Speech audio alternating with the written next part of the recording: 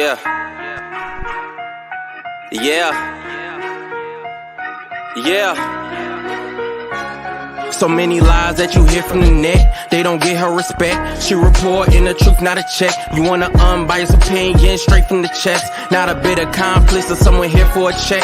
Tune in, these are thoughts from a lawyer on a mission who goes so hard it's like she works on commission. Trolls in the comments might say she tripping cause they lack the knowledge. They don't know they missing. Got a couple current events that you like.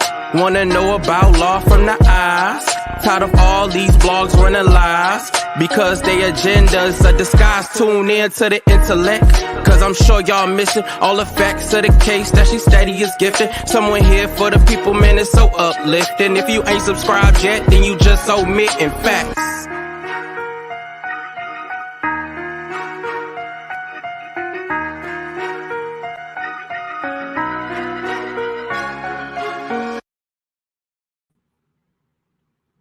Hello, everyone.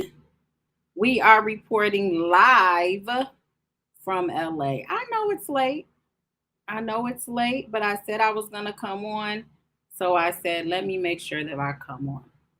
How is everybody doing on the East Coast where it's super duper late? Let me introduce myself. To all of you that don't know, my name is Pam Esquire, also known as Your Law Intellect, and I have been covering the Tory Lanez trial.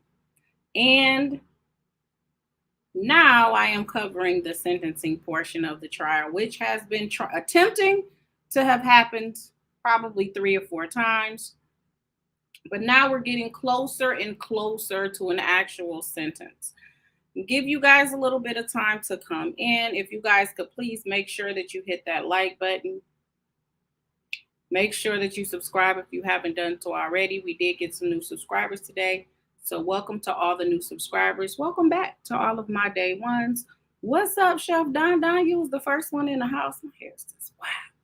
First one over here in the house. Hey, VS Speaks. Hey, Nisha. Hey, Deborah. What is going on? I said I was going to come back. This time, 3 hours really doesn't sound like a lot, but it is really, really a lot. So I woke up today. It was like 5 in the morning and I just could not go to sleep. Like I could not get myself to go to sleep and get on this time frame. So I've been up since 5 o'clock. But then like last night, I went to bed. I was tired like 9 o'clock their time. It was still light outside. Like now I am exhausted. I am tired. It is only 7:47 and I'm ready to go to bed. So, hey, St. James, what up, though? I just wanted to follow up on today. For those of you guys that didn't get my post, we have no numbers. We don't know what time, if any. Well, we know he's going to get some years, but we don't know what he's going to get. We do know that his attorney is asking for him to go into like a mental health treatment diversion program for about a year is what he's asking for. I actually have a video and I was trying to upload it, but I think it was too long, where after the afternoon session, I did video Jose Baez. For those of you that don't know, after Tory Lanez was convicted, Jose Baez came in as his attorney. I'm not that impressed, me personally, after watching him today. And there was actually an intellect that was there. I think her name was Sonia. And she came up to me like, hey, Pam, me and my husband watches you. That is so dope. That's so dope. I just didn't know, people, I don't know. It takes some getting used to. But she was there. She said she's usually in the bushes. So, hey, if you over there in the bushes, make yourself known today. Now don't put your name out there. Hey, just here. Hey. But, yeah, so today was very, very interesting. Tomorrow, they're supposed to continue with going over the factors, and then they have what's called summation, which is the people or the DA. They're going to say why they believe he should still get these 13 years. And of course, the defense has already shown that they want him to get some type of probation or diversion type program in treatment. Now, mind you, Tory Lanez has been in a diversion type of a program before, because in Florida, some years ago, he was caught with a GUN. So he doesn't have a conviction on his record for it, because it was a diversion program where they dismissed it once he completed whatever he needed to complete. So if you guys watched the first video, I'll let you guys know. So let me start. When I first came into the court, they had it on the 9th floor, which is a whole different floor. From my understanding, the reason why they had it on that floor is for security purposes. So like they had, when you come into the court, you have depths and you have a metal detector. And on the 9th floor, they have another set of depths and you have to go through a whole nother metal detector. I don't know what that was about. They thought maybe people was going to act nuts at whatever the outcome was, but apparently security was a heightened security situation, they believe. So you had to go through the metal detector again. Then they had it where if you had your cell phone, you had to be a credentialed reporter or you had to be an attorney.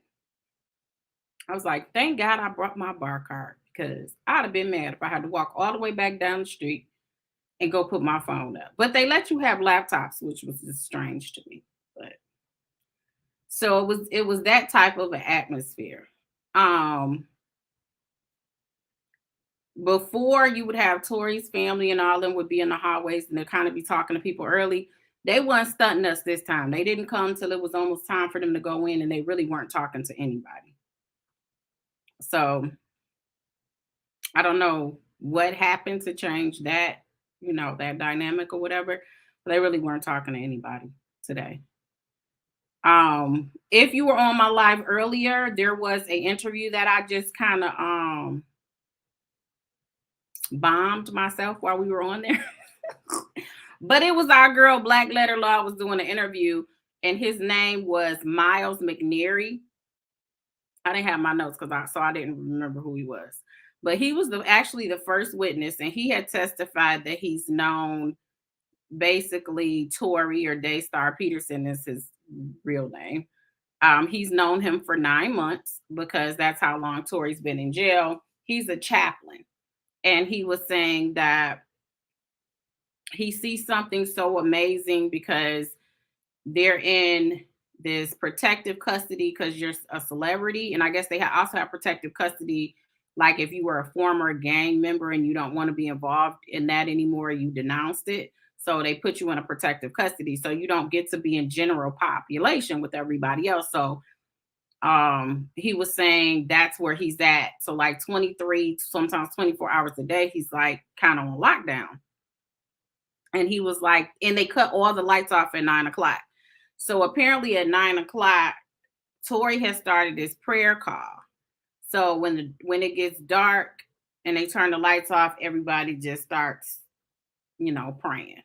So this guy said he's come in contact with about 15,000 people since he's been a chaplain, and that Daystar Peterson, aka Tory Lanez, stands out because of his involvement in his prayers.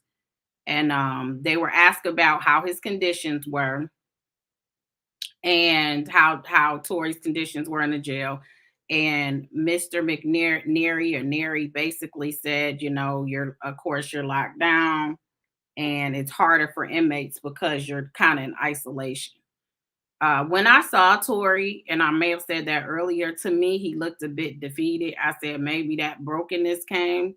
But then we learned later on in the afternoon that perhaps it may have been because he takes some medication while he's been in there. Like he doesn't sleep. I guess he has issues with sleeping. And so that may be, to me, it would be moments, because he was like right there. Like I could see him like this, and he would just be like this. And I'm like, is he okay? He all right over there? So he would just stare up, and he would kind of Tory would try to be attentive to whoever was speaking, but he just seemed a little dazed, a little off to me. But Love Jones said everybody gets saved in jail. We gonna get to that, girl. We gonna get to that. Then a Jonathan Vinoswaran, I can't say his last name, Vinaleswaran. I'm not even gonna try. He works in the music industry and he does marketing. He's done it for like 5 years. And he said he's worked with him the whole 5 years. Thank you so much. Welcome, welcome. You guys welcome our new member.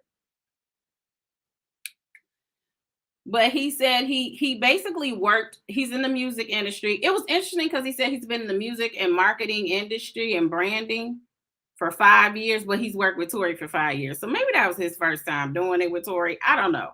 But he came in and he was just basically saying he also, part of his job is assisting Tory with all these charities. So he has like the Tory Lanez Dream City Fund, which Tory developed during the pandemic. Now, for those of you that don't know, because I didn't, Tory Lanez kind of blew up with quarantine radio. There are a lot of people that the pandemic helped their career. He is one of those. He started quarantine radio, and because he got this real audience, he decided to start a nonprofit where he teamed up with Amazon and they delivered like 50,000 diapers. And Amazon matched those 50,000 diapers.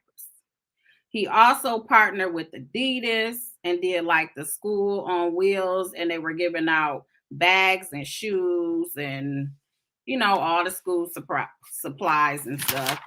And then he had, now this is his music marketing person that's telling us that he's also in charge of doing or helps them with the charity. And I guess it's a handful, maybe between 7 to 10 employees, and they all have to deal with the charity portion as well. Then they had he's a part of the 100 Black Father program. He's done a lot of work with criminal reform and donating money to nonprofits that are into criminal reform. He talked about doing a Thanksgiving drive in Brooklyn. I was like,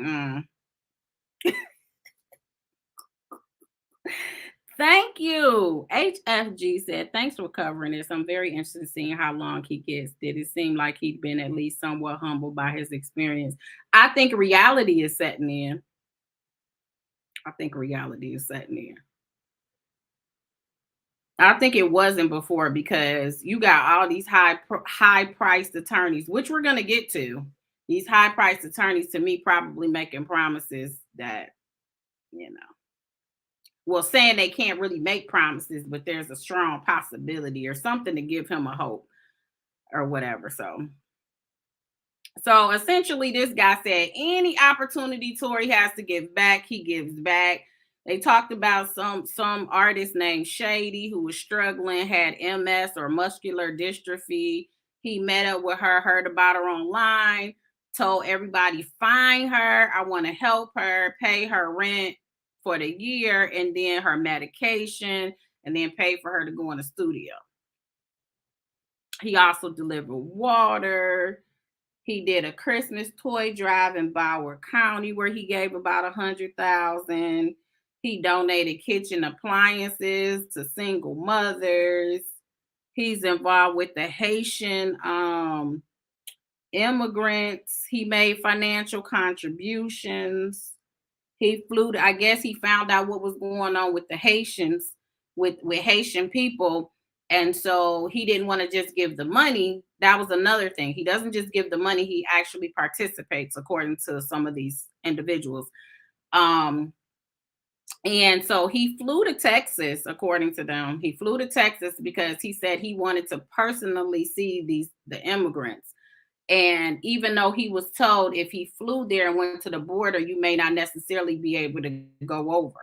But he said he wanted to go anyway. So you had to fly to Texas and drive 6 hours, I guess, to get to the border and not know if you're going to get there. Then I guess once he got there, he was told you might get there and you may not be able to come back. And he still was like, willing to take that, risk it all because he wanted to help people. And then they asked him, well, what is Tory's inspiration for all of this love for people and giving? And this guy said, well, I think because he was homeless at a time, he's had trials and he's had tribulations, so he relates to them. So this is why he's such a giver. Then we had Sunstar Peterson. That's the daddy. He said he grew up. He was born in Toronto. In Canada. Yes, he's Canadian, guys, for those of you that did not know. He said they moved a lot and traveled because his dad was a minister. So he was a traveling minister. So he did a lot of missionary work. So then he said they moved from Toronto to Orlando. They stayed in Orlando for 6 years. And then they moved to Broward County. And then they mentioned like Miramar and stuff. And then I started having flashbacks, Cupcake, of that Melly trial. But yeah, he lived over there in that area for a while. I think that's where he caught that gun, that GUN charge too. And then when Daystar Peterson was 11 years old, his mother passed away, and they said it was suddenly. So his father gave us the story of how his mother died and said basically him and his late wife were coming home from a school event of one of their kids, and she said she was feeling tired. And so he just thought because they do so much ministerial work that she was just exhausted, stressed. She just needs to go lay down. So he took her home, put her in the bed. So he said as time went on, he tried to take care of her. He realized, I guess, throughout the night, she wasn't getting any better. So he took her to the hospital, and they said that she was severely anemic and she needed a blood transfusion. So he said he made it clear he stayed all day, he stayed all night with her. But then around 3 o'clock, it was on a Thursday, he left the hospital because he left because he had to like pick up one of his kids or something, but his daughter was still there, with the mom. So he said he leaves, and he said he was gone about an hour, and he came back and he saw the chaplain in the hallway consoling his daughter. And that's how he found, he said he just automatically knew that his wife had passed away. I was he got very emotional and teary eyed. Then he had his son. He has a son who is named Moses Peterson, and he was saying he was there at the court, and he said a lot of the kids after mom died, they just would not talk. Like they couldn't process it. Tori was the youngest. He was 11, so they couldn't really process it. They just wouldn't talk. So he said, basically Tori started acting out. He was tripping. He was fooling. He didn't know how to really handle the emotions of you losing his mom. He just couldn't deal with it. So he was like the class clown, or he would do battle raps. And I guess he was so good at the battle raps. I guess it was one time he beat somebody so bad in the battle rap on the playground, they went and tried to jump him at the movie theater. So Tori was having some struggles. So then they moved. The dad said that they were going to go back to Canada to live with his mom, I believe. Or maybe it was the maternal. Let me look at my notes. And so the mom died in 2003. So they were going to move to Montreal, and the daughter was going to stay in Florida. So I think the mom's mom, so the maternal grandmother still lived in Canada. And so they were going to leave and go to Montreal. The daughter was going to stay in Florida because she had friends and she wanted to stay there. But before they moved there, they moved to Atlanta. So Tori and his dad moved to Atlanta for a minute, and then they ended up moving into Montreal, and they moved with his dad's parents. And apparently Tori was cutting the rug, was acting up. And the grandma said, "You can't stay here." So she ended up putting him out. So once she put him out, he was basically pillar to post, jumping from place to place.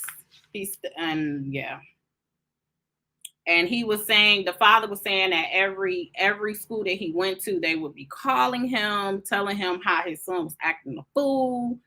And, all of this was just attributed to him losing his mom.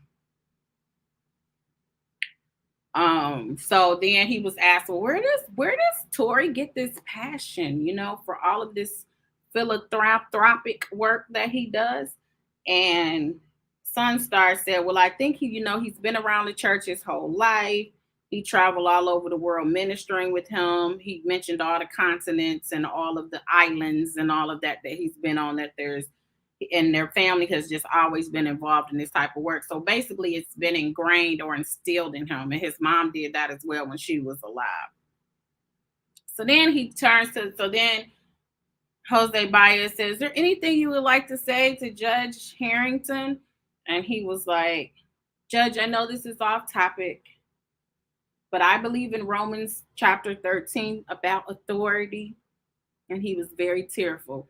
And he said, I apologize for how I behaved. I believe in authority. He said, my outburst. He said, I was just so upset and I didn't know how to handle my emotions. So I do want to apologize, because even when I come into the court, I'm very, very cordial and nice to the depths. I'm cordial to everybody. I obey authority. That was just a day that my emotions just took over. That's my son. I didn't know how to process it. And so he apologized to him and said, God has put it in your hands. And another thing he said was he was upset because he felt like nobody knew Tory. Everybody just saw this bad person that did this to Meg, but nobody knew there was nothing to show his character, like to show how great of a person he is. So, let me see what any, and then we'll go to we'll get to the afternoon. It got real juicy in the afternoon. Let me see if I can see any of your. Jason said free to worry. Well, I don't think that's gonna happen, Jason, but I get it. So he never got his son any help.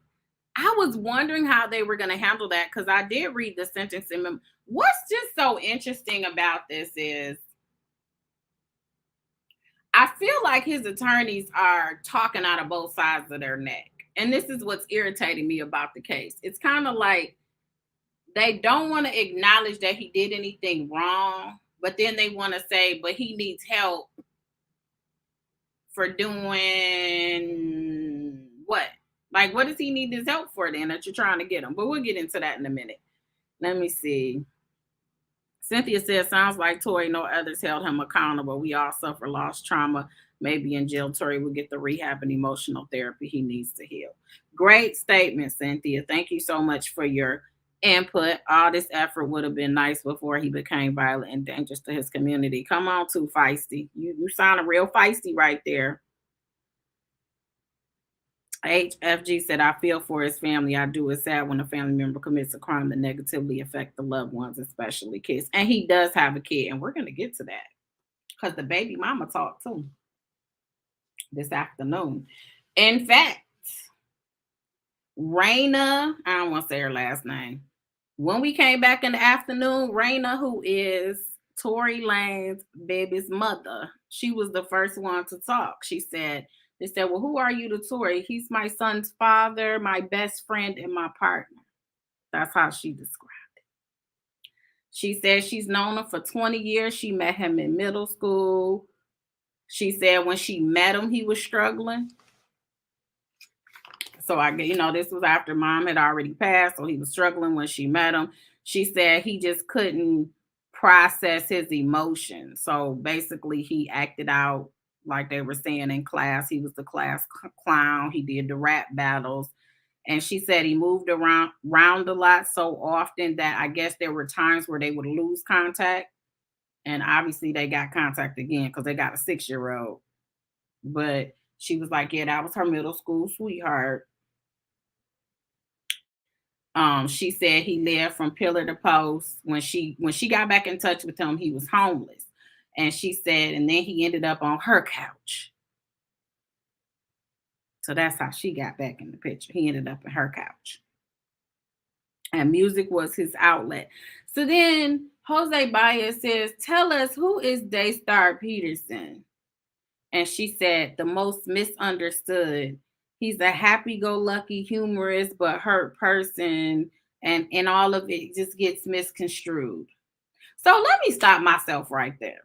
I'm going to give a little bit of commentary on her. I don't understand how none of these people had written statements already. They didn't have, if you don't want to, some people just wanted to look natural. I get that. But how they did it was almost like a witness attorney situation. So, like, if I came and Too Feisty was in trouble, I hope you ain't never in trouble, sis, but I'm just saying.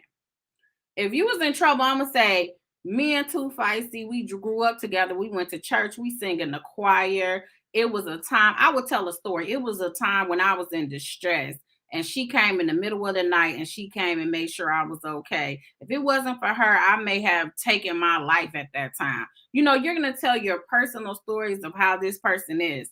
They did it like, who is he to you? It was really question and answer. So how do you know him? What do you know about his work that he's done in the community? How would you describe him? That's how it was. It wasn't like I have this, like the letters that you write. It wasn't like that. It was just they were questioning and answering it. And the thing was, it just didn't sound like anybody was prepared. Like, I don't think it felt like Jose Baez did not know what the answer was gonna be. It just didn't seem like he knew what the answer was gonna be. And then none of these stuff, some of this stuff, some of the responses, they were so the words and the sentences were all over the place. It was like you're really thinking of it from the dome. You knew you were talking. I'd have been in the mirror reciting, especially if you're not used to talking in front of people.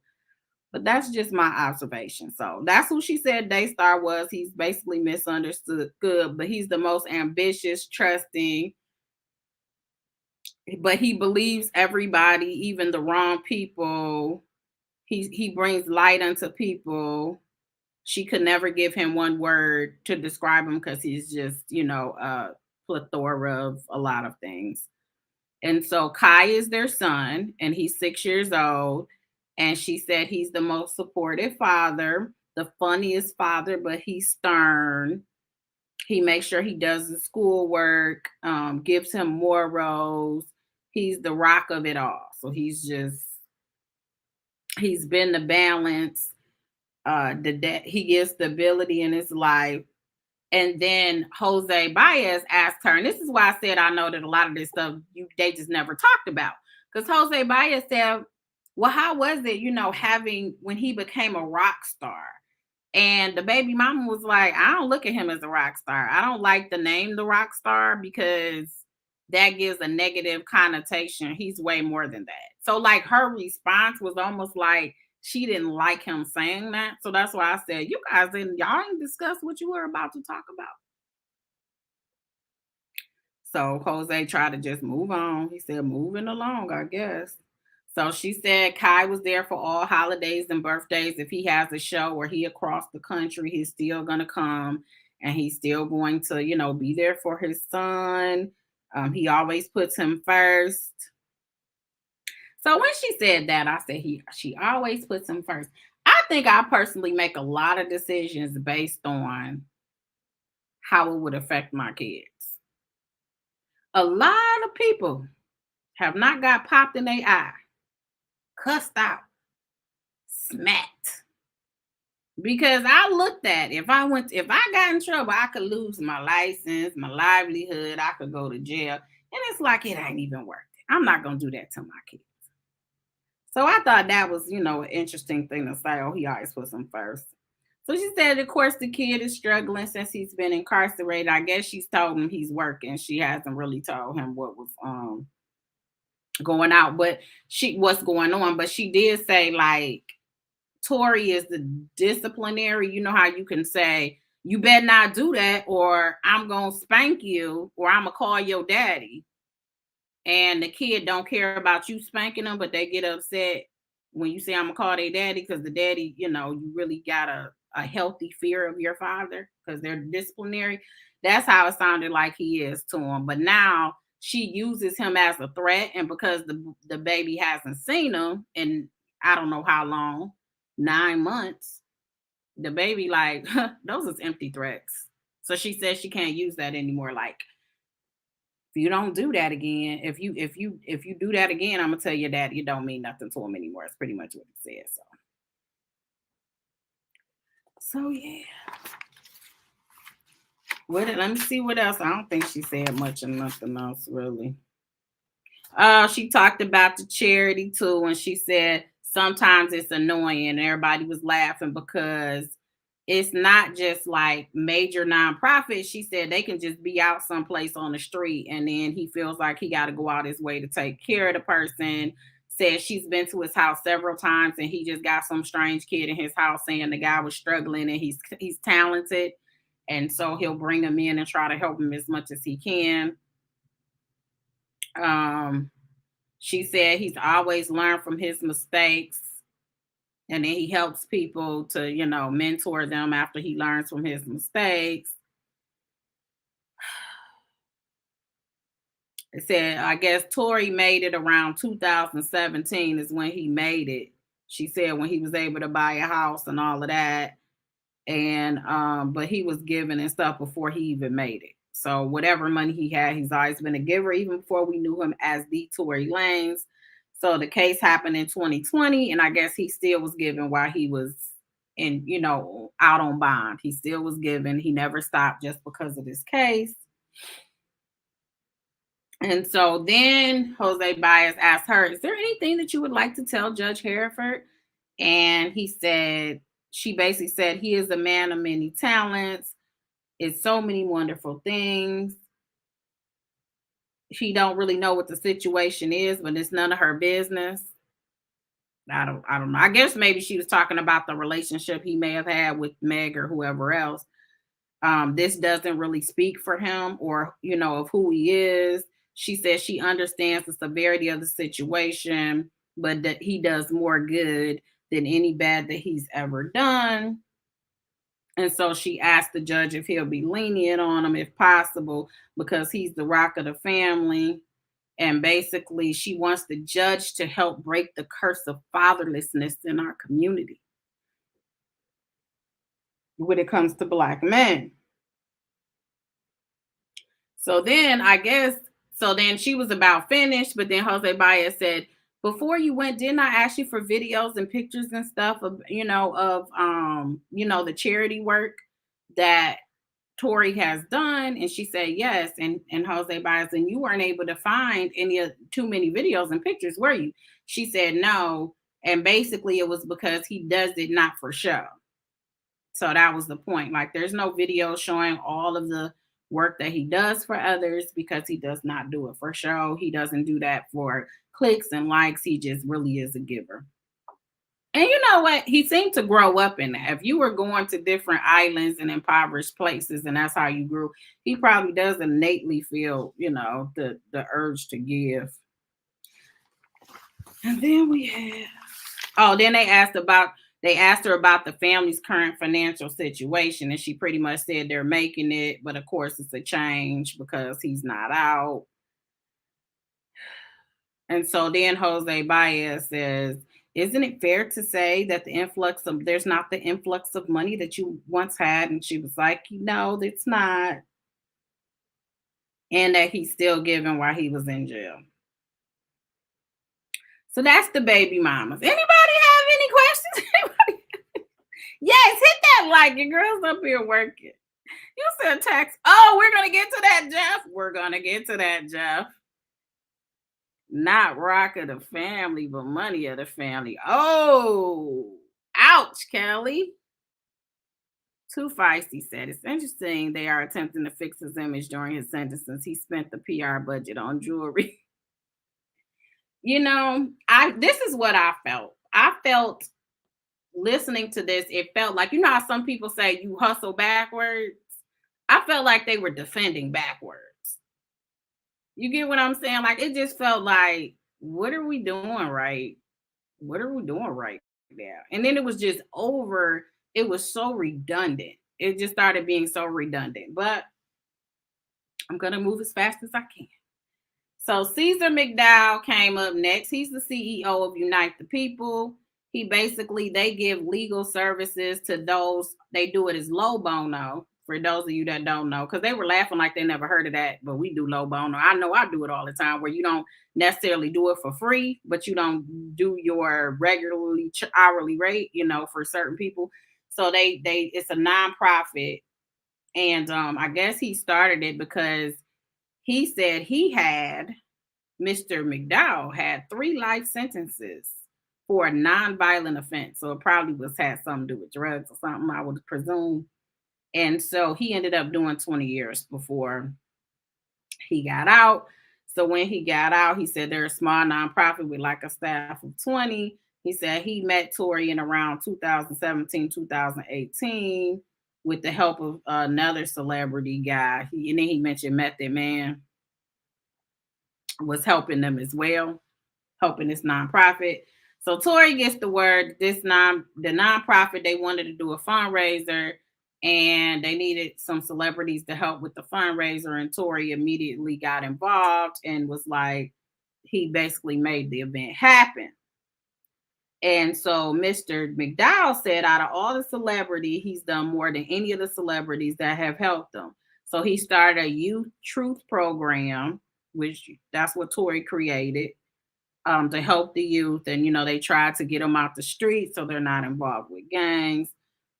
He said they give out homeless for the VA, like the veterans or something. They give out care packages. And he was saying that because they're a nonprofit and they're a small staff, they're the ones that prepare this stuff. So they put the clothes in the bag, deodorant, all of that stuff. And Tory actually was there for a week and helping them put the care packages together.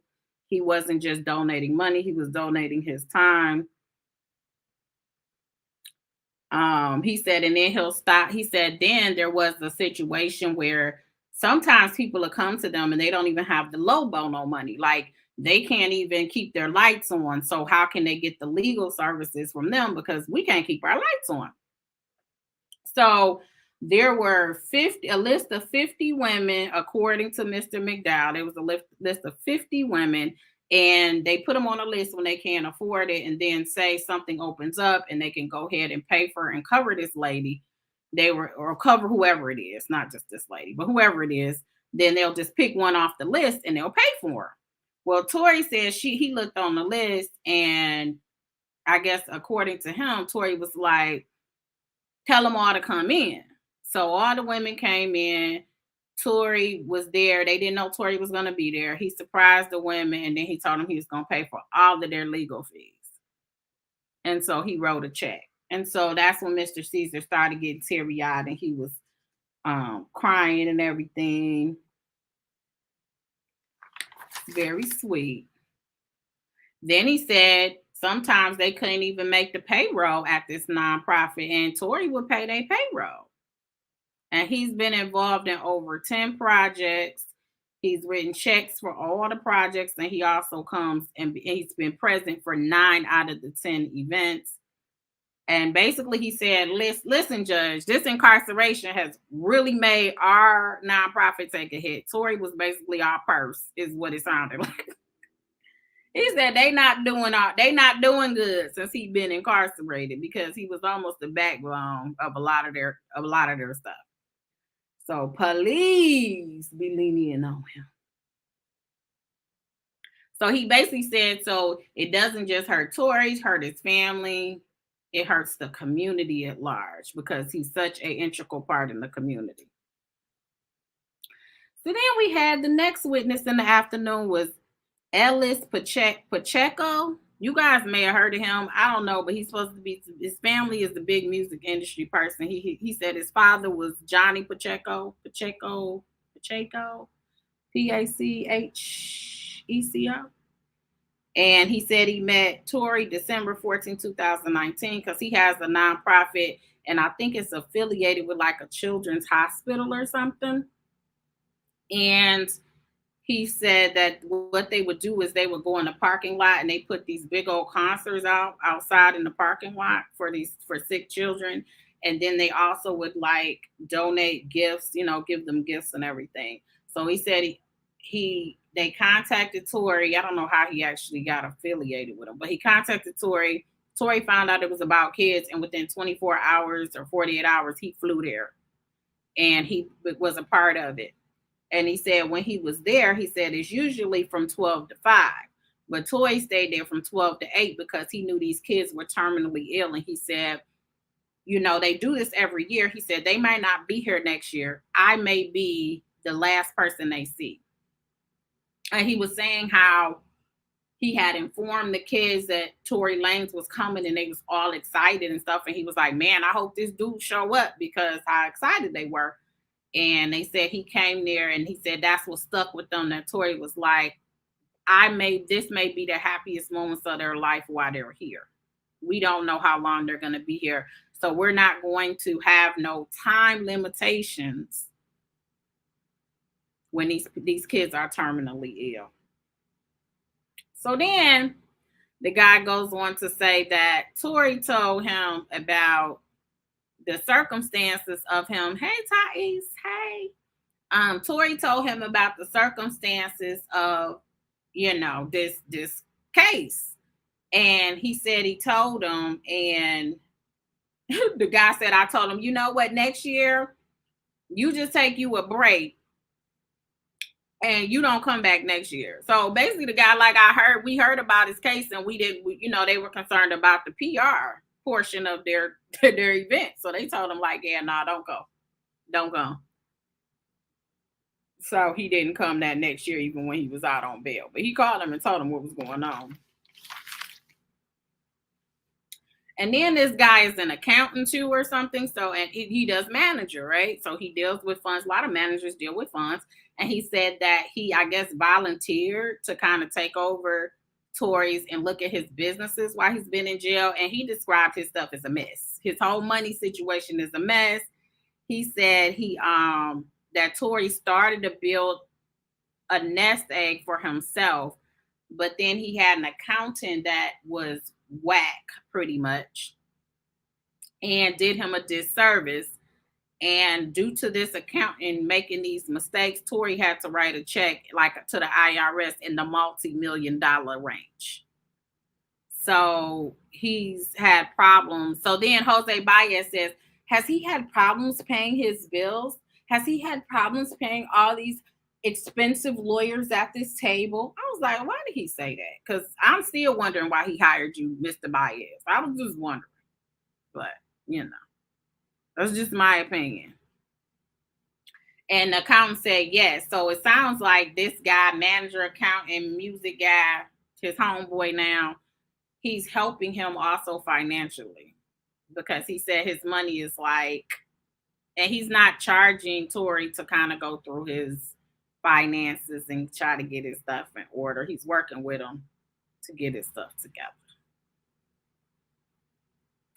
So that's the music guy. Let's see if anybody has anything to say. Yes, it is. Too feisty says Tory overspent but didn't invest. Sound like he was just giving it away. Oh, and then that was another thing. Jeff, you mentioned the IRS deduction. Apparently he would do all this stuff and didn't want it to look like he was doing it for any other reason but out of his heart. So he didn't even take them deductions. I'm like, what? I'd be quick to get my little letters from the church. Like, come on. If you know you can get a deduction, and he's given, they testified he's given 6 figures. 6 figures. But he didn't use those as tax deductions because, he didn't do it for that reason. That was his excuse. He didn't do it for that reason.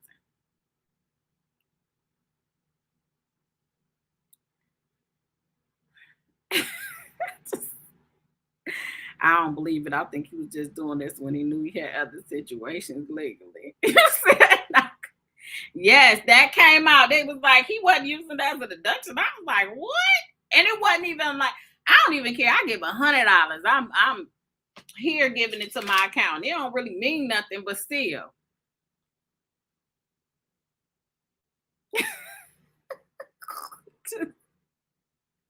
HFG said that's dumb to me. Oh, it sounded dumb to me too. I was like, what? And then you got all these legit nonprofits. Why aren't they just sending it to you anyway? Like, you have people standing up on your behalf today. Why wouldn't they just write it off to you anyway, knowing that you can use it? Maybe he didn't know that. If he just went from poverty to being, a multi-millionaire. You see? Then we had Dr. Stephanie Herein. So she is a program director of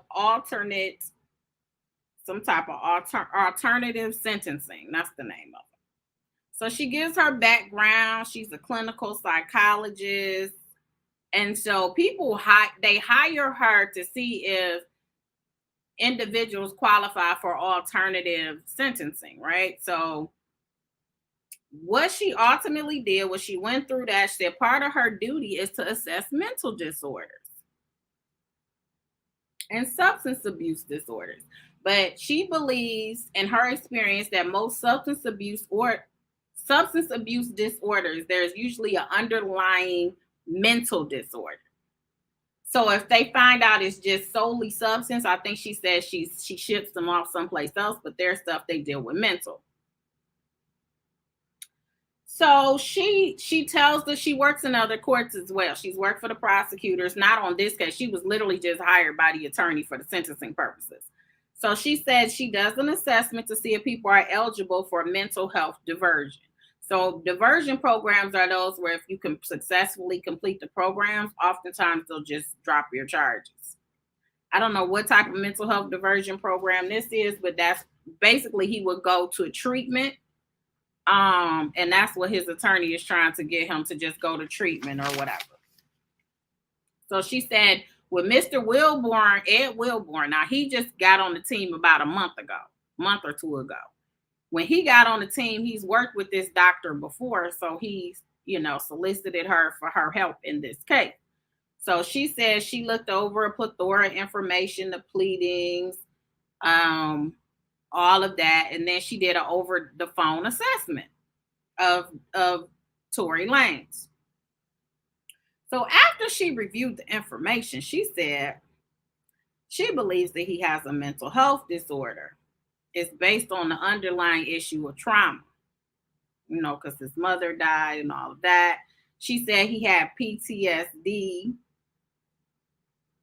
He has issues with coping skills, and he basically used the substance abuse, I guess, to mask the issues that he has with his coping skills. So I want to say she said he had PTSD and like a generalized anxiety disorder. And it was based on a traumatic event, which was the death of his mom. He didn't know how to process it. He moved around a lot. And then she talked about he lived with an older gentleman at some point, and it was a dangerous environment. It was basically a crack house. He watched people get stabbed in front of him. Two of his friends got unalived, and he said so that was the traumatic event. Then she said he had frequent nightmares. This is like, she goes through like the criteria for you to have like PTSD. So he has frequent nightmares. She said he's on medication for like, it's called Ramirad, that like helps with sleep. And he has like a medication he's taking for mood stability. See, that's why I said when I saw him, I was like, he looked a little zonked out or something, but that might be because they make you take them type of medications if you want them. And basically, she believes he uses alcohol to avoid the memories. Like he masks it and he uses it as medication. He also suffers from abandonment and rejection. And she said at age 22, he realized, he told her he realized he may have a substance abuse problem, but he didn't have people around him, I guess, agreeing that he had it. I don't know, but it don't sound like he did nothing when he found this out. She said he has panic attacks. So she said the root of his issue is not alcohol, it's mental health. And then he suffers fear of what will happen to his son if he's not in his son's life. And see, that right there was just like, when do we think about what's going to happen to our kid? Because we know the August Alsina situation happened. We know what happened. It's not just hearsay. We've heard a couple of other incidents with the love and hip hop person. So like, when was it going to be where you felt like my actions may land me in jail? Or did you think because you gave all this money to charity, it wasn't gonna never happen. Right? That's nice.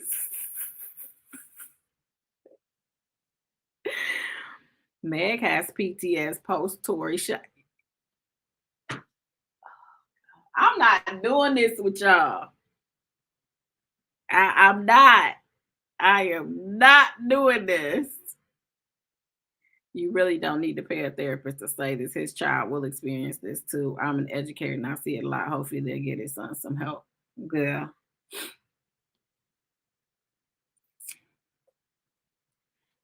So then he said, well, she opined that he was under the influence when this situation happened. Said that he was in the process of going to some treatment center, but I guess he never made it. We ain't see no evidence of that, but that is what he told her. Now, mind you, he's his own historian. He's the one giving her all of this information. So I guess his excessive drinking is because it calms his anxiety. And plus, I guess he has high level anxiety because of all his responsibilities. So they also mentioned he's responsible for his family. So somebody mentioned that. So I don't know if he has the whole family on his back, brothers, sisters, and everybody, where he feels like, I guess if you paying for people you don't know, you probably paying for people you do know. That's probably a fair assumption. So then the question was asked, well, if he goes to treatment program, how long does it last? And she said, well, it depends on the person. Sometimes they get worse before they get better. And then she said, but usually it's about 6 to 9 months of residential treatment. And then she said they do the scram devices, which, many of us are familiar with, but they have one, I guess, for alcohol, but then they have one that's alcohol and GPS. So, and they have both of those where through them, they'll put them on like a tether. And if they violate, she says she contacts personally the probation officers. That's why the court likes using her, because I guess she's developed a relationship that if she knows that the people she's trying to treat aren't obeying, then she basically snitches on them anyway.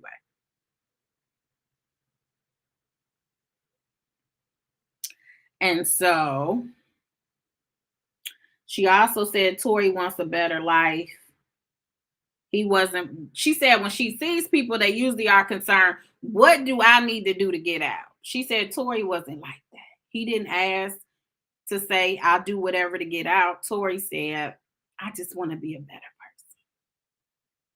So, and then I did see when then after her, we had another break, right? And Tory's father went up to the lady, because you probably never seen him before. So he went up to this doctor and was like thanking her and stuff. And she's like, I really enjoyed your son. I think he's such a nice young man, and I'm going to do whatever I can in my power to help him. So that was her. So then at first, the DA, they was like, we want to ask this lady some questions because the math ain't mathing. So that's why we took a break, because they wanted to take a few minutes or whatever so they can go get their thoughts together, because they was about to cross-examine this lady. Then I guess they changed their mind. And they was like, no worries, Your Honor. We don't even want to be bothered. We came back, they were like, nah, we're not going to cross-examine her. So then the people said, we do have one letter. And they said it was from Meg and Pete. And everybody was like, shoot, let me get my pen. Let me see what Meg got to say. So she said she basically started out by saying she struggled to be present. So she wanted to be there, but after all that's occurred, she cannot bring herself to be in the same room as Tory Lanez. She says she hasn't had a day of peace since this incident. She's been tormented. He's terrorized her. He shot her and made a mockery of her after shooting her. said he lied to everyone that would listen. He paid bloggers to give out false information. This dude released music videos mocking her and talking about her and treated her trauma like a joke. She said mercy only belongs to those who accept accountability. That's what Meg said. She said mercy only belongs to those who accept accountability. He ain't accepted no accountability. She said first he denied that it ever happened. Then he denied it wasn't him. Then he blamed her friend, Kelsey. Then he blamed the system. She said he used childhood trauma to shield himself. She basically said if he showed any type of remorse, contrition, accountability, she could have healed sooner. But because of the way he acted, she's had a hard time. She says she spiraled into dark places. She's slowly healing, but she will never be the same. She says she's fortunate that the DA fought for her. And she said, but this could have happened to anyone, especially those that didn't have money, where someone could have got away with this. She begged the court to hold him accountable. She said, because she wants to send a message. And she wants to also stand up for all other survivors. And she wants to use her letter as a message, a statement, basically joining with all survivors. That's what she said. Let me see what y'all got to say about Meg. Oh, we got some hand claps. Meg brought it. Wait, that's right. Meg's mother is deceased also. I do not think her father is around either. Not sure. I never hear about him from her. She bodied his statement like he wasn't moving. Not the Alabama boat.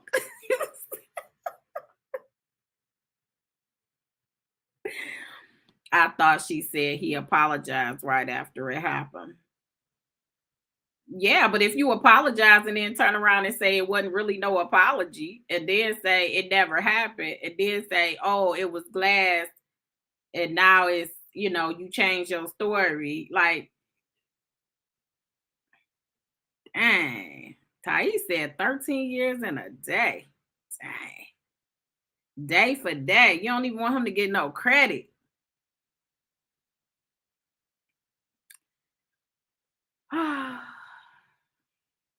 Her letter is gonna fall on deaf ears because of the holes. I believe he did it, but the lies and Kelsey's bizarre muddies it for a lot of people, unfortunately.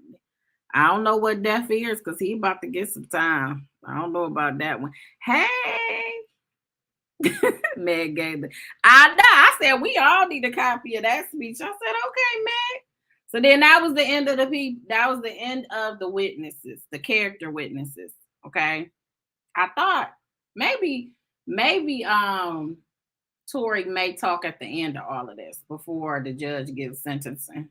Maybe like right before he about to make his decision. So then the judge was like breaking it down on what he wanted to talk about. So he talked about probation eligibility.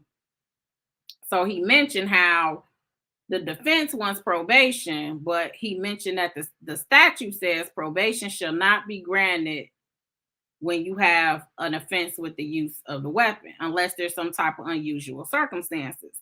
And then even if there is an unusual circumstance, it's still not automatic.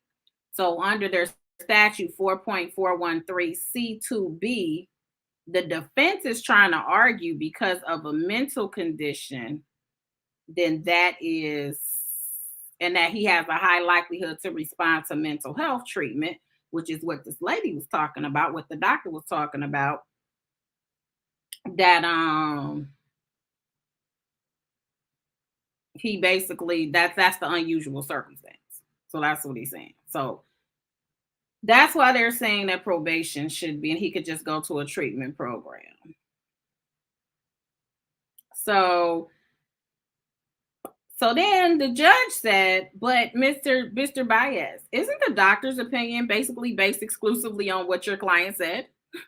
Like, your client is the only historian here. I've looked at 75 letters because there were he had 75 letters from people. Even some of those were the people that talked today. But there were 75 letters, including Iggy Azalea, who were talking about how great of a person he was. And the judge was like, yeah, and none of them mentioned his mental disorder or mentioned his alcohol disorder. So what's that all about? So he said, so my question is, have you proven that your client has a disorder, and was it caused by the events that occurred? Because the judge said it sounded like to me this happened over an argument, not a mental condition. That don't seem like that's the reason why. And so the Jose Baez said the witnesses were clear on the level of intoxication that was being used. If they wasn't all drunk, they wouldn't be here today. And the court said, okay, that might be true, but that doesn't mean he has an alcohol disorder. There are plenty of people that drink and they don't have an alcohol disorder. What makes him have an alcohol disorder? Just because there was alcohol involved in this situation and everybody was drinking. So then Jose Baez said, well, the judge said, where's the evidence of all this? Like, what are you talking about? Where's your evidence? So then the defense says, in the report, well, the court says in the report, the client never said he shot the victim. So what is this doctor saying he did? So basically, how are you saying this wouldn't have happened if I didn't have this disorder, but I'm not telling the court what actually happened? Because mind you, he's never admitted that he did anything. So the judge kept trying to get Jose Baez to say, what is this doctor saying occurred? What is the nexus between the alcohol and what occurrence are you talking about? Because she didn't skip all around. She ain't mentioned Meg getting shot one time in this report. She ain't mentioned none of this. So tell me where the nexus with the alcohol and the actual shooting, where does that, like, help me understand here? So then he said, Jose Baez said, well, we advise our clients not to disclose certain information because he has a constitutional right basically against self-incrimination. Said the court can't use that against him, that he's not acknowledging that there was a shooting. So then the judge said, I get what you're saying. And this is what I was thinking. I'm like, how are you saying he needs treatment and the treatment is the reason why this happened, but you're not acknowledging that anything happened? You guys get what I'm saying? How does that happen? Like, I get it. You have the right not to say anything, but how are you going to use this defense without saying, but for this alcohol, this would have never happened? Or but for this mental health problem, this would have never happened. And that's what the judge kept trying to get Jose Baez, and he was fumbling. It was like Jose Baez thought perhaps he would be able to have these witnesses come in, they would talk. First of all, none of them seemed prepared. Let's just say that. But it seemed like, and this is just my opinion, he didn't know the judge was going to challenge or question. He was not prepared for these questions. He was talking all around the mulberry bush and wasn't saying nothing. He was talking but wasn't saying nothing. Do you hear me? I was like, y'all paid him for this? So then the court said, what did the doctor conclude as the result of the alcohol? He kept asking them, and Jose kept saying, says the entire incident, the yelling, the arguments, the activity that occurred, the pulling over, putting himself in the situation, lots of decisions, but for the alcohol, it escalated it that evening. And then he said, Mr. Peterson immediately apologized that at this point he didn't remember what they were arguing about. So he apologized, but even though he didn't even know what they were arguing about, because he had forgot because he was so drunk. But that shows he's a great person because he apologized for an incident he couldn't remember. So then the court said, Mr. Baez, would you agree with me that just because someone drinks excessively doesn't mean he has an alcohol disorder? And Jose Baez said he agreed to that.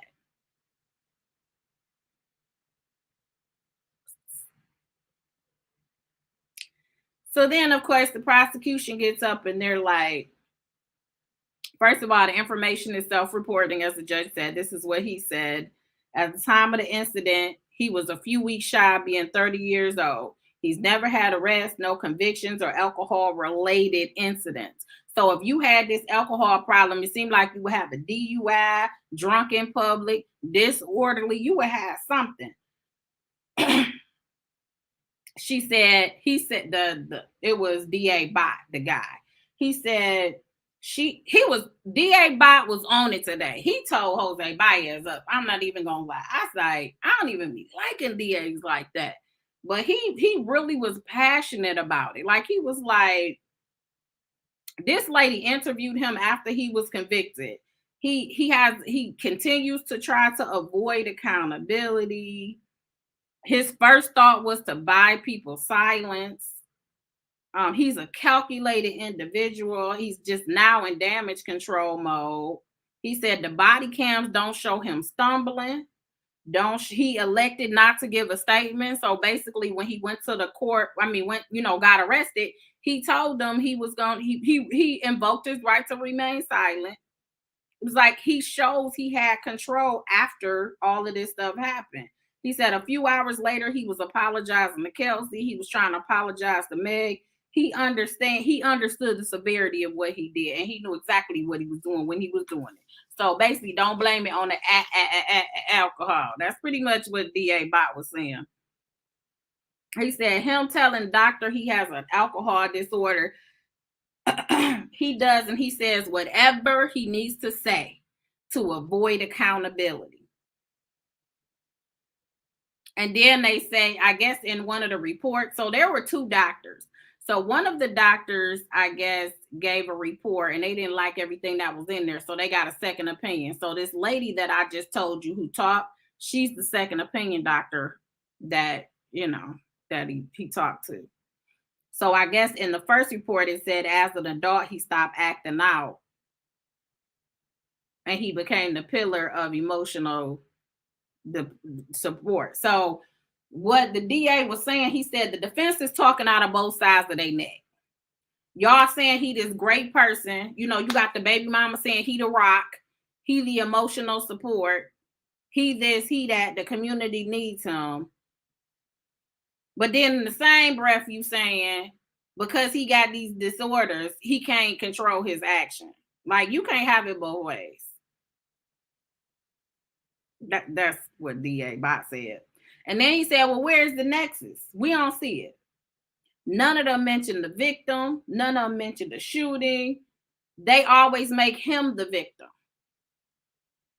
They said, how do you say alcohol mitigates culpability when he doesn't admit to anything?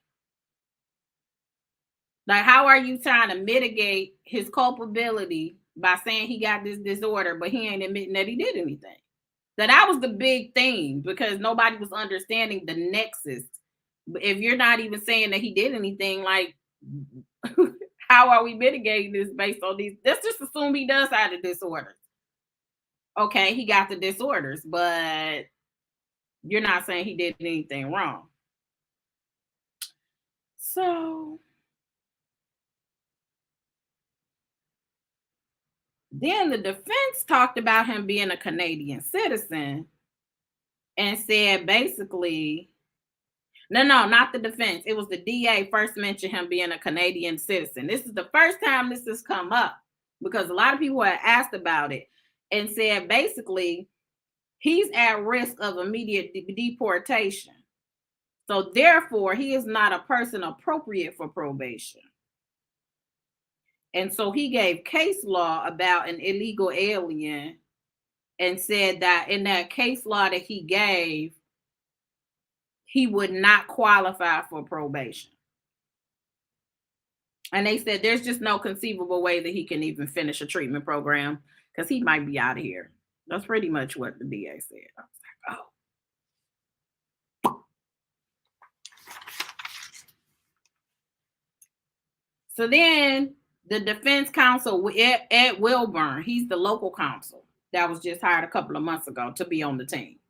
He gets up and he responds to the prosecutor, and he said, it's funny how the prosecutor is using the lack of an alcohol record against him. Usually prosecutors use, when someone has a record, they use it, they want to talk about them having a record as being a bad thing, but now you're using it almost like it's a bad thing that he doesn't have a record. Well, I think they were just using it because they're showing you don't really have an alcohol problem because you don't have none alcohol-related offenses that we can look to. So he said not only alcohol, but he has trauma and issues with coping skills.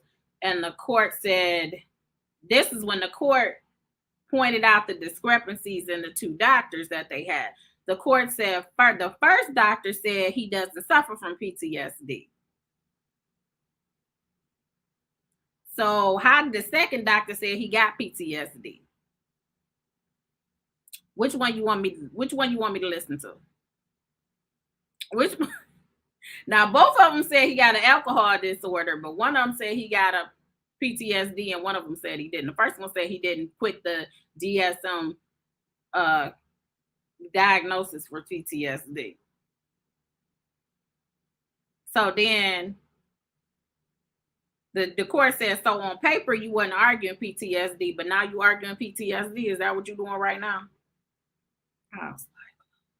And then the court said, and you didn't even mention count 2 about him carrying a gun. That ain't nowhere in none of your paperwork. And so basically Jose Baez was like, I mean, well, the GUN portion is what it is. It's obvious. So what, no need to really be trying to, bootstrap the court and try to come up with some type of argument. And then Jose Baez comes back and says, we have not discussed the alleged, yes, he used alleged victim, but said that's not what this hearing is about. That's why we ain't talked about her when DA Bot was saying, like, you ain't mentioned the victims, you ain't mentioned shooting, like it's no nexus. So how are you trying to ask for this? And he was like, nobody's so then Jose Baez said, nobody's victim bashing, ignoring the victims. And the court's still saying, okay, but 1385 requires a nexus between your mental disorder and the action, the commission of the offense. The mental disorder has to be connected to the defense. So how is this being connected for the 50th time? And they would just get up and just repeat the same stuff without answering the question. So I was just over it at that time. I said, clearly they ain't got an answer. So then finally Jose Baez said that's the elephant in the room. Clearly he's sitting here and he's convicted. Do I necessarily agree with everything? No. Do I wish I would have been the one to try the case? Yes. But he's sitting here and he's convicted. That is the nexus, because he's convicted. Judge was just looking at him like, oh, okay.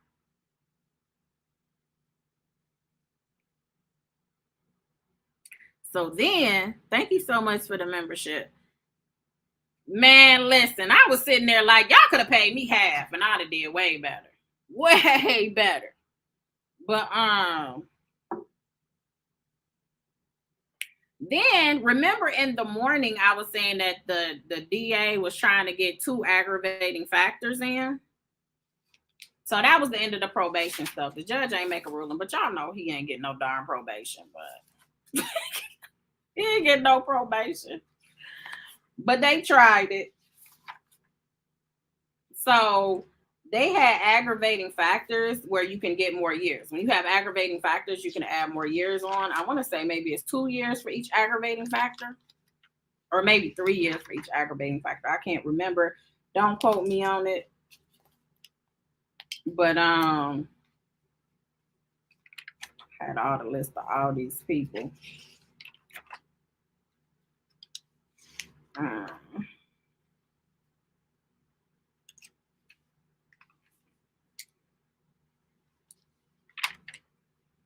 So the aggravating factor, the first one under 4.121A2 was a weapon. So of course that aggravating factor was in there because nobody was really arguing one way or another. Now the other aggravating factor was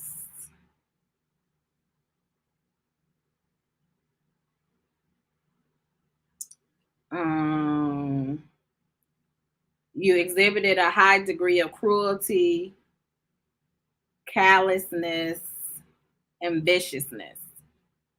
Now, the court didn't agree that that was an aggravated, that it applied to this. And the DA was trying to say that it was callous and vicious, of course, because he unloaded the gun. I guess it was 5 rounds in there. He unloaded it. It ain't like he just shot up in the air and that was it. He unloaded it. Also, when he said the dance be dance, she was in her bathing suit, all of that. Judge was like, no, I don't think that you satisfy what those definitions are. Because callousness is a lack of sympathy. Viciousness is dangerously aggressive. So the court didn't add that aggravating factor. But the third aggravating factor was her vulnerability, that she was particularly vulnerable, defenseless, unguarded. It was unprotected. And the court agreed that that was an aggravating factor that they would consider because, and he gave the case law, and, you know, it was for the same reasons. You know, she was she was in her bathing suit. She didn't have a GUN. She was drunk. She was out in Neverland. You know, they was out someplace in the dark. And then the defense got up and said, well, we don't think that she was vulnerable because she knew all the people in the car. I was like, what? I wanted to throw my phone at the defense table. I was like, what? Said she wasn't vulnerable because she knew all the people in the car. So then, of course, the DA gets up like, that makes her even more vulnerable because she had no reason to believe she was in danger. I'm like, that's what I was thinking. She didn't have no place to turn, and then said that it also showed that she was vulnerable because she got back in the car with him after she got shot. Like, you got back in the car with this fool, which means because you were out, you know, they was out by Sean Kelly house over there, out of her place, out of her element. She didn't have a phone. She was in the dark. It was the middle of the night. She ain't know nobody. She didn't have a choice. I was like, that was just dumb. But anyway, so out of the 3, the court said that 2 were aggravating factors that he would consider. That's why I said probation, honey, that's just out the door. But the crazy part was after lunch, apparently the DA said, oh, we got another aggravating factor to replace the other aggravating factor. I was like, what? So he said under 4.121, the conduct towards the victim after he was convicted or after the incident, right? Not after he was convicted, it was after the incident, I think is how it reads. So that would be like, so the DA mentioned the songs he made, the posts, he offered to give money. Remember, he violated the protective order. There was a protective order against him, and the DA said he showed up to the Rolling Loud, or I think that's the name of it, the big old concert that they have, and he came in a mask, so nobody knew who he was. He knew Meg was gonna perform. He came in a mask, and then when he got on the stage with the baby, he took the mask off, and everybody went crazy because it was Tory. So the DA was like, he basically was showing it's a protective order, but I really don't care. I'll show up. I could show up anyway. And they felt that was intimidating for them to do that. And then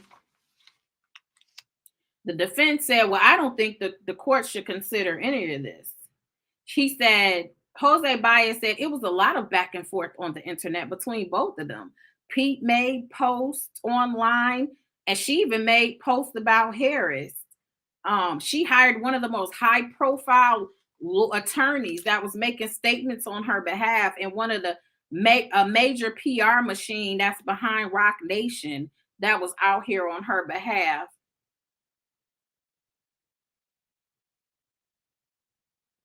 So he basically said she can't throw stones and then hide her hand. I was like, oh God.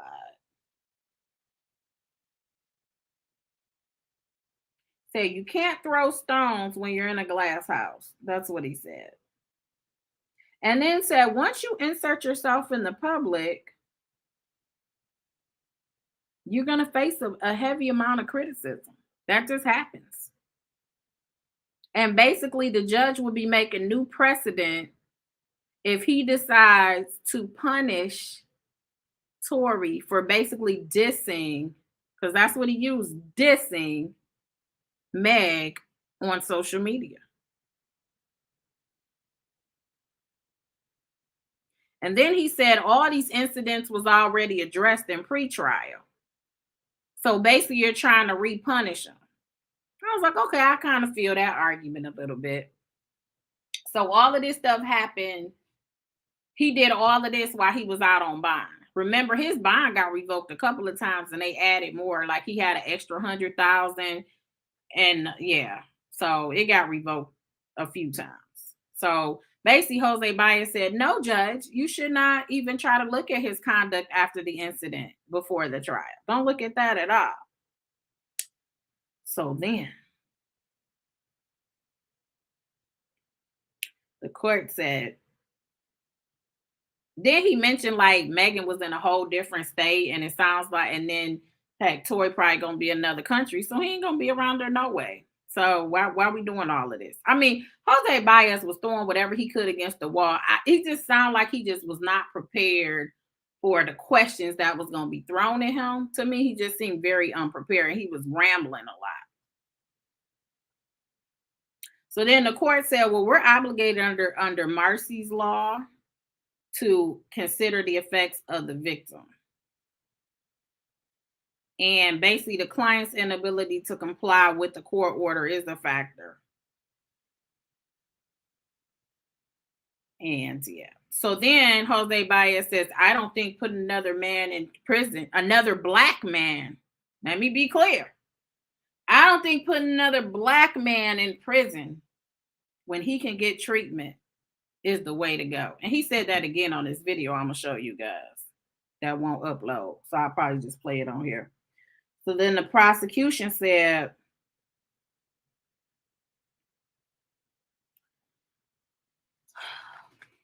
they was going off. The prosecution was like, basically what Tory did was try to use the internet to control the narrative. He said that she lied about being shot, put that out there in front of his 12 million followers.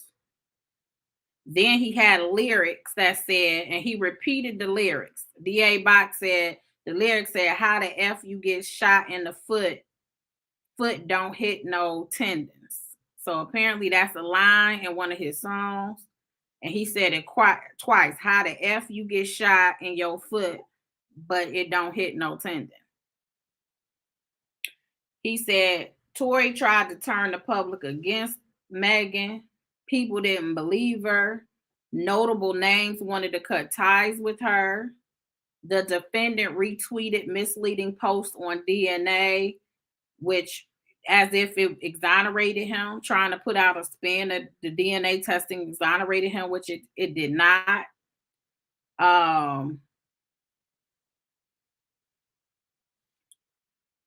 Basically he violated he mentioned the violation of the PO that I was telling you about. He tried to spin the jail call apology, saying that he wasn't apologizing to her, but just for the love triangle situation. And then he went into, I told y'all about the Rolling Loud situation. So the DA talked about that. and said, what happens with Tory is when he feels slighted, he responds with violence. And then he mentions August Alsina incident and said that was held to be a violation. So apparently he was violated for the August Alsina situation. There were no criminal charges that were filed against him. So DA Bott said he's an intimidating person and he uses the internet and others to basically do it. He said he wanted the 12 million plus of his followers to turn on Megan, to turn on the victim. He said, and the purpose was you didn't want the victim to testify. And he said, in a lot of victims, that's why they don't want to testify because of this type of behavior. And said, the court felt like this was the most aggravating factor that they had. And then he said, clearly there's a lack of remorse. Defendants said that the court shouldn't consider it. But the prosecutor said, of course they can't consider it. He said they said it's overwhelming evidence. His admission that he did it, whether he's trying to spin it and say it was something else, that's what it was. And then this was the kicker, y'all. You guys remember when all of a sudden, okay, at first Tory had a gag order, which clearly should have stayed in place. So once he got new counsel, they asked that the gag order be lifted so that Tory can talk to the public. Well, remember the first thing Tory did, and we went over that on this channel, was he did audio recordings. He did those audio recordings. And he also did, I think it was maybe he did the letters. I know he did to the judge, and he put that out, or to the head DA. So the DA Bott mentioned that. She said he said the defendant said that Kathy Todd, that's the woman DA, and himself, they personally hid evidence and said manipulated the evidence. So everything he said in that audio, that's what he mentioned to the judge on how he was even acting after he was convicted. So, of course, the defense says, no, you shouldn't. The judge said, now, defense, do you think I should consider all these postings and all of that's out there? And the defendant was like, of course, Jose Baez was like, no, I don't think you should consider it. And then, do you know what he said? He said, we don't know. We don't know if Tory was the one. Tory is in jail. He can't post anything. Tory is in jail. We don't know if Tory directed somebody to post it, if they did it on their own. He's obviously not controlling his Instagram. So how can you consider those posts? And we don't even know if Tory did it. And the court was like, it does appear to be his voice. His voice. Hello. Voice on that recording, right? That is him, right? And then, Jose was just looking like, yeah, that's his voice.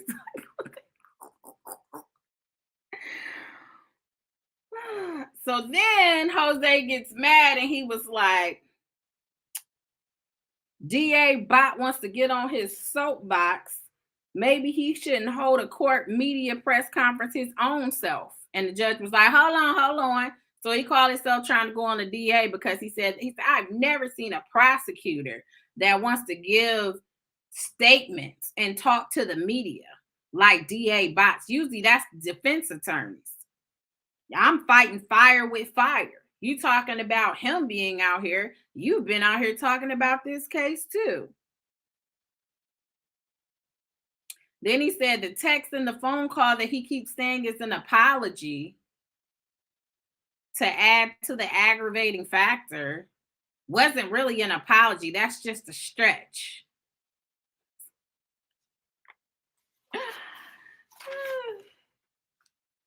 And then he said, we haven't even interviewed any of the jurors to know if they even placed any weight on any of the alleged apologies. They may not even place any weight on that. So why are we even considering that?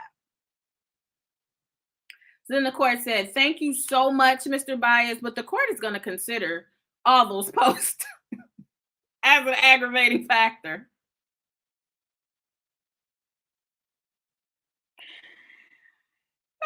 So that was that.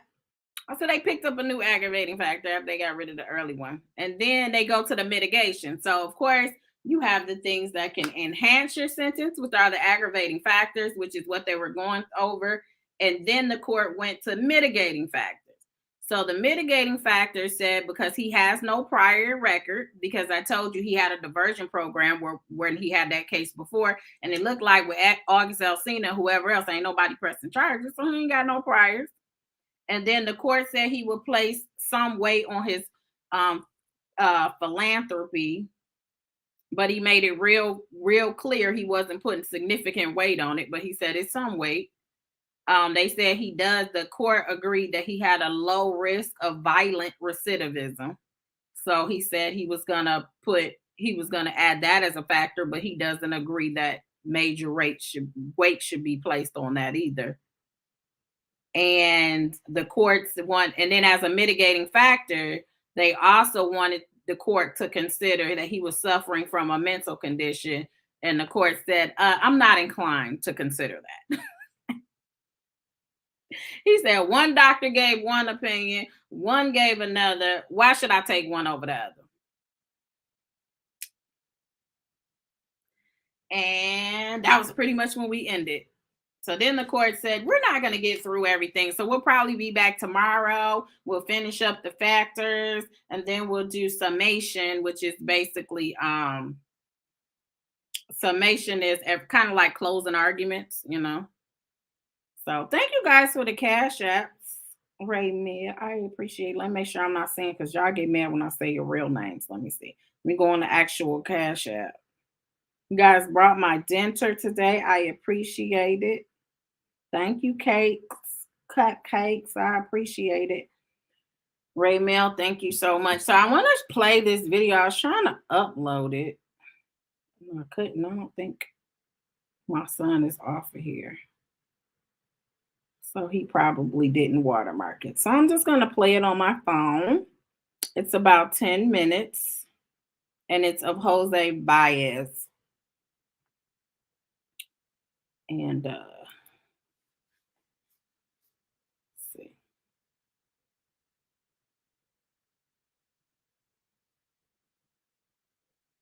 I was all in his face too. You're gonna see. Oh, wait a minute.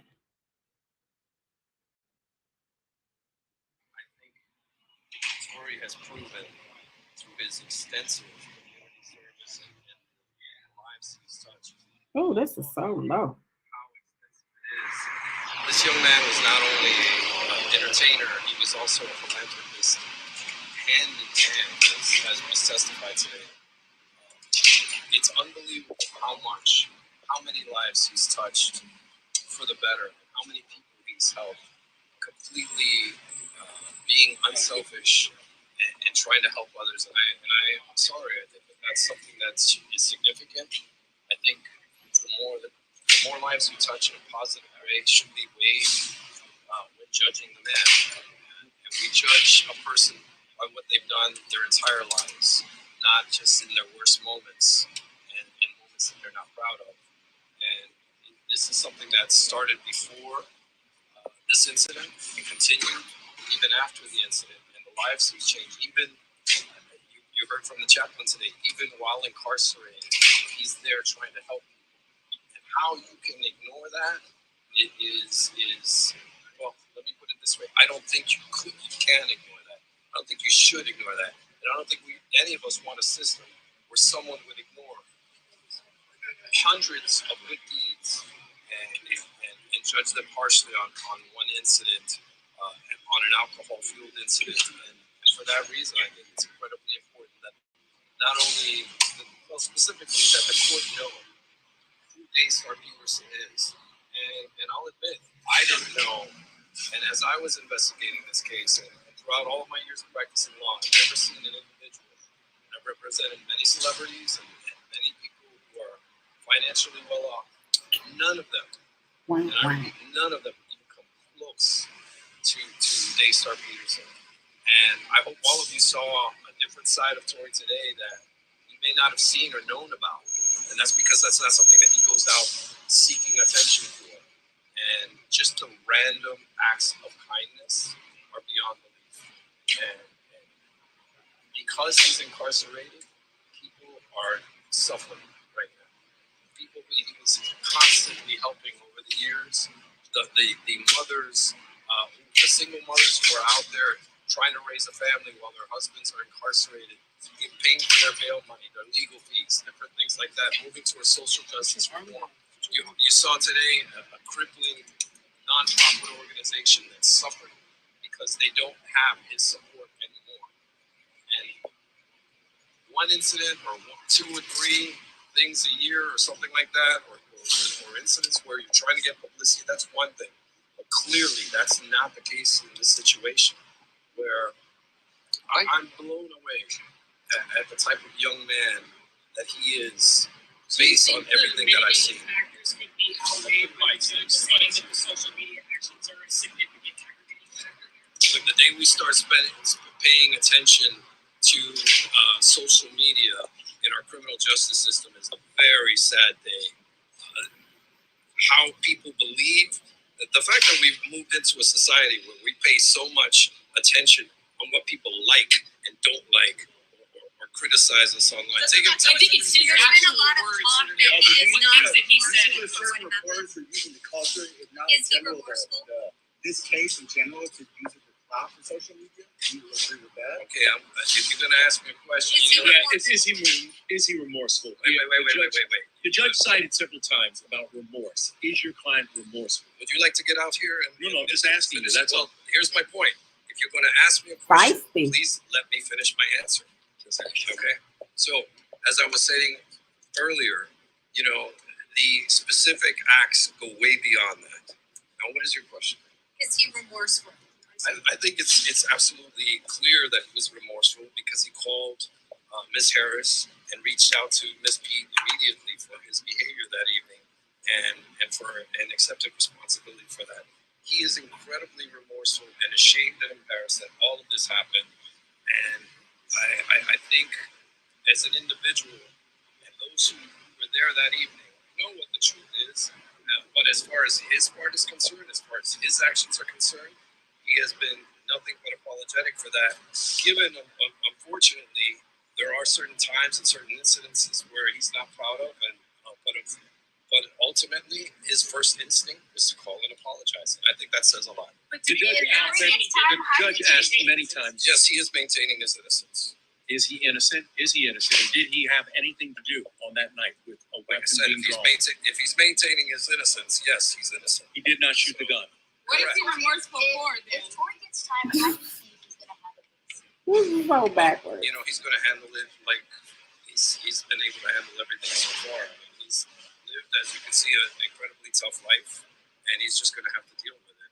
Unfortunately, the numerous people who he's been helping over the years will ultimately suffer. And I'm sorry, I think what we established today clearly shows that a community would suffer if he spent an extended amount of time behind bars. So just so we're clear, you guys are asking for probation and not jail time. What we're asking for is, first of all, he's doing jail time. He's has over a year of credit in jail. In addition to that, we're asking that he receive residential treatment, which is in-house treatment. You don't go home, so that's technically also a period of incarceration. So rather than throw another man of color, in prison, I think what we could do is try and do what we always try to accomplish in this criminal justice system, and that is to try and do some good. And what's the best that can come out of this unfortunate situation?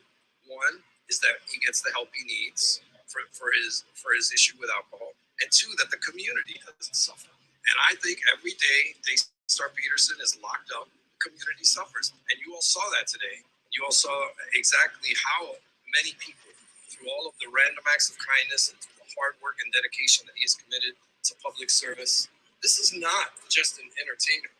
This is a young man who's committed his life to service. And it's easy for us to sit back and judge until you've actually gone out there and you've delivered turkeys. You've reached into your own pocket, and instead of building a nest egg and building your wealth. You're giving it away to people who need it, who are less fortunate than you are. But And I think that weighs a lot. What did you think? What did you think of Megan's statement? What did you think of Megan's statement? I think I have no comments. I don't represent Ms. Beats. So, Mr. Bias, worst case scenario, what do you think the sentence should be? If probation as we've recommended, I think he should, one, the time that he served should be taken into consideration. He's on lockdown. He's in solitary confinement 23 hours a day. He can't even go to take a shower without chains. Under these conditions, he's doing hard time currently because of his status, because of who he is. So if you're going to take who he is into consideration for his punishment, you should also take who he is into consideration of mitigation. That is my position, and it's our position that he should receive the credit for the time he's done, the hard time he's done. In addition to that, we're going to be requesting a year of in-house treatment. That's 2 years there, and then the ability to continue doing the work that he's in the service that he's doing. If you want to make it a part of his condition of probation, go ahead and do that.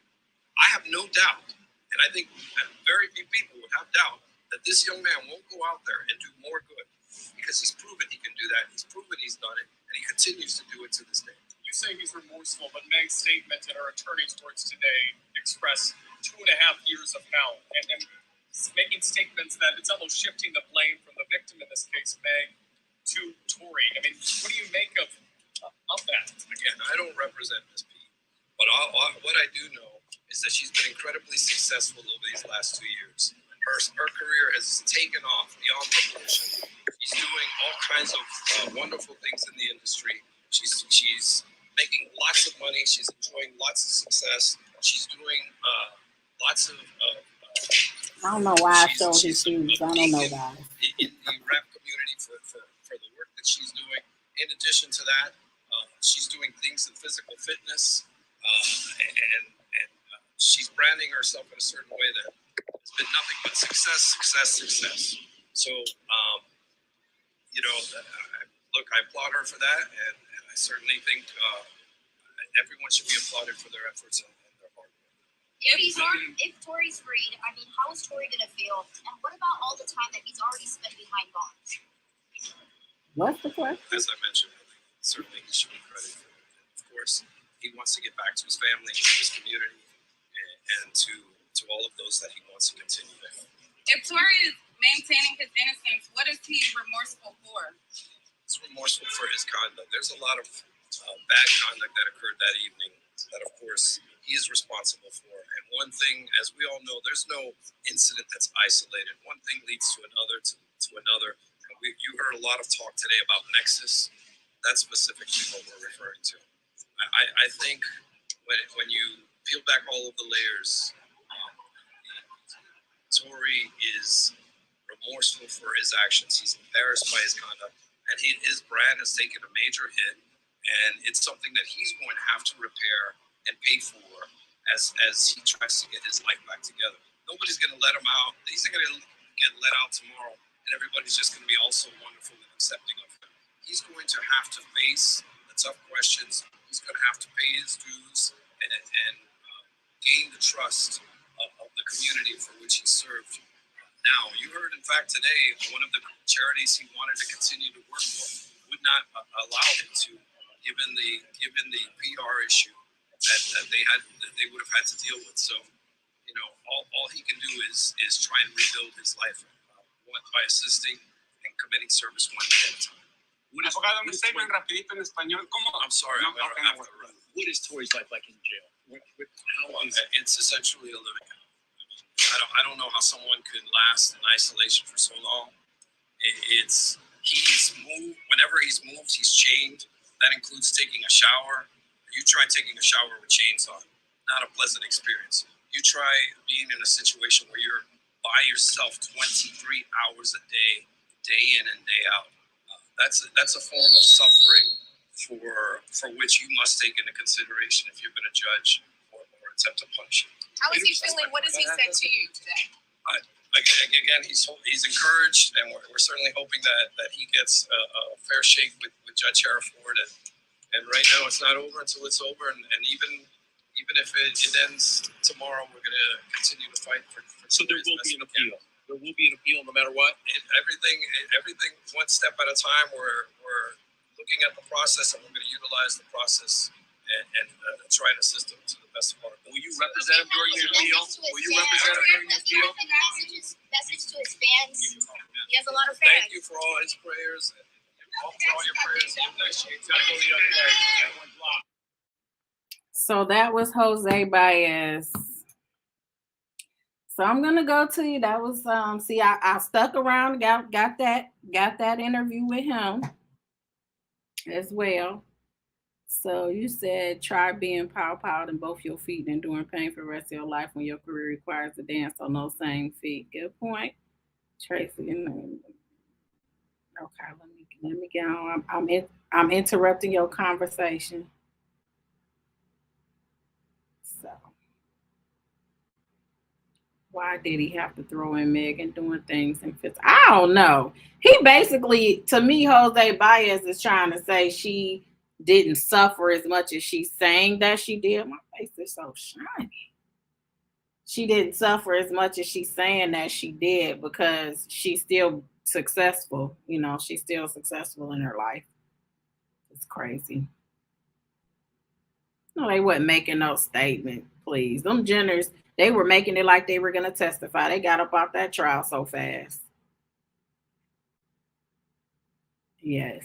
So anyway, anybody got any more questions? That is day one. So tomorrow, what I'll try to do is, again, come out. Usually, I hope this mug wraps up in the morning, but it may not. So if it doesn't, then I'll just come on at noon like I did today and just do it outside.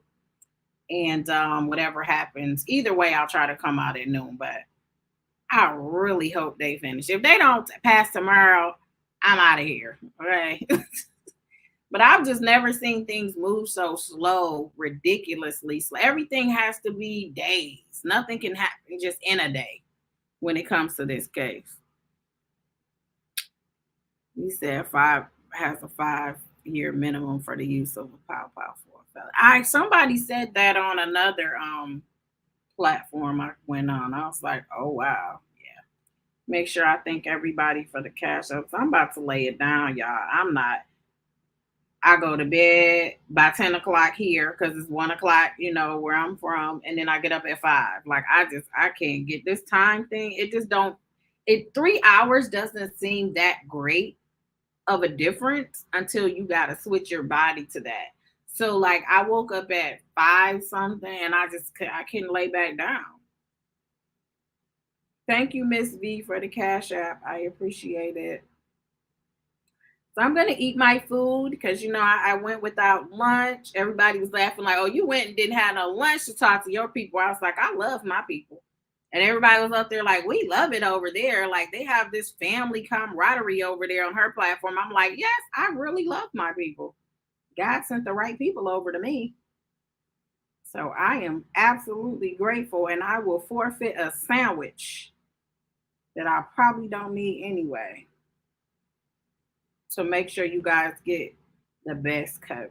You're not going to get the coverage like this on anybody else's platform. So you get the legal perspective and then you get my witty, unsolicited opinion.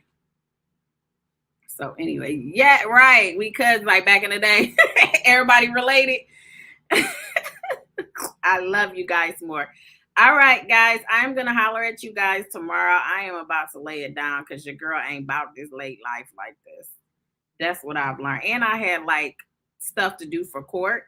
So that's the good part. I would probably be very productive if I lived here because I was up so early. I could still do hearings at 9 o'clock, 10 o'clock, 11. Like, dang, I was knocking it out. Then I had to go to the court, you know, for this. And then I had something in the afternoon as well, but I got somebody to cover it. So I ended up not having to do it. But I'm going to leave you guys out with the intro. And you guys, make sure you come back here at probably 12 o'clock here and 3 o'clock Eastern time. So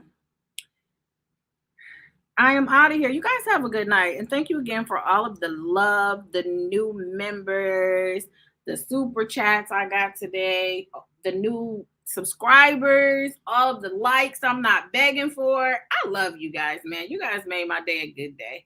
And I am going to see you guys tomorrow.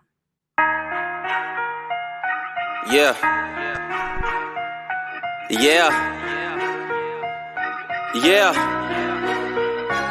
So many lies that you hear from the net, they don't get her respect. She reporting the truth, not a check. You want an unbiased opinion straight from the chest, not a bit of conflict or someone here for a check. Tune in, these are thoughts from a lawyer on a mission who goes so hard it's like she works on commission. Trolls in the comments might say she tripping cause they lack the knowledge, they don't know they missing. Got a couple current events that you like, wanna know about law from the eyes.